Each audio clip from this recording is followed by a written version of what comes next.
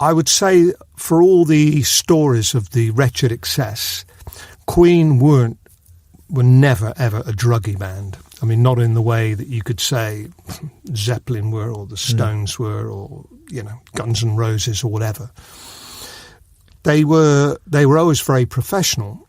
And when I first worked for the band, the mention of drugs was absolutely taboo. I mean, this is Night of the Opera days, right. Absolutely taboo. Okay. And Fred was totally anti anything. I mean, back then, Roger smoked cigarettes, and that was it. I mean, they all liked to drink, but, they were focused. And it was as the success came, the pressure came, that, the recreational pursuits came in. But never for Brian. Never, ever did anything. Really? Ever. I mean, he liked to drink, never smoked cigarettes, never did any drugs, ever. Wow. I mean, he's on a different planet as it is. I mean, so, he doesn't need that. But, for the rest of the entourage and the band, things crept in.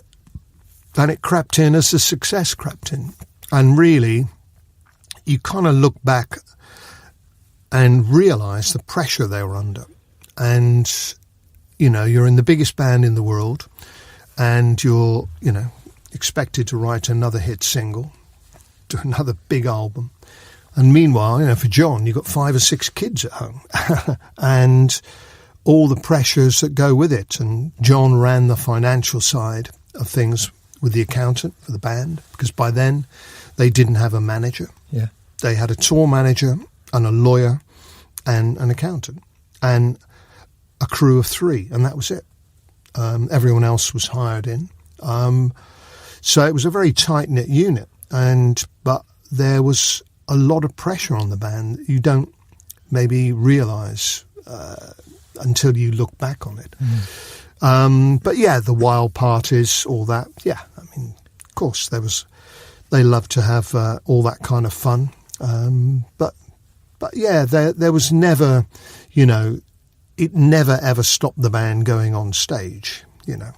That pressure and that adrenaline has to be released somehow. So it's released by, getting off your face, by trashing hotel rooms, by, the company of young ladies or whatever it may be. I don't know if I can say this. Yeah, I could probably say this. We all kind of got ourselves into deep trouble emotionally in Munich. And Freddie was no exception. He got himself deep into emotional waters which he couldn't really handle and was very unhappy for some of the time.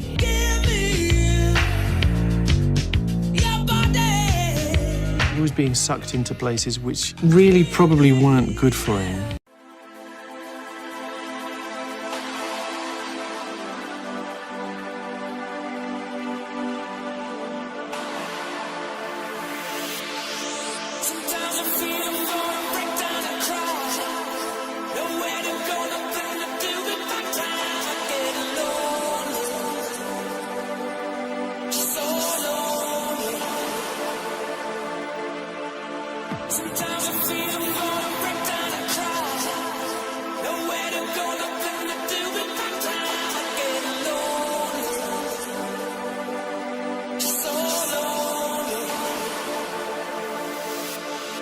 Sometimes I feel